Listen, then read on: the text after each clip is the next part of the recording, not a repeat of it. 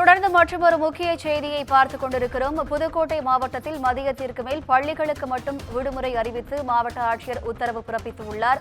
அது தொடர்பான முக்கிய செய்தியை தற்போது பார்த்துக் கொண்டிருக்கிறோம்.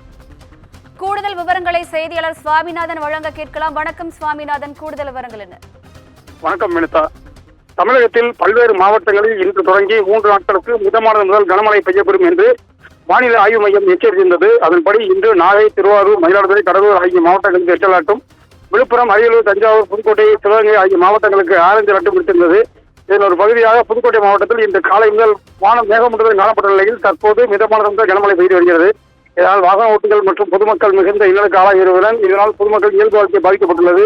மேலும் ஒரு புதிய அண்மை தகவலாக புதுக்கோட்டை மாவட்டத்தில் கனமழை காரணமாக மாவட்ட ஆட்சியர் உத்தரவின்படி இன்று அதாவது பிற்பகல் 3 மணியுடன் பள்ளி வேலை நேரத்தை முடித்து அனைத்து மாணவர்களும் பாதுகாப்பாக வீட்டுக்கு செல்வதை உறுதி செய்து கொள்ளுமாறும் அனைத்து பள்ளி தலைமை ஆசிரியர்களுக்கும் மாவட்ட கல்வி அலுவலகம் மூலம் தகவல் தெரிவிக்கப்பட்டு அதன்படி உத்தரவு பிறப்பிக்கப்பட்டுள்ளது. வினிதா,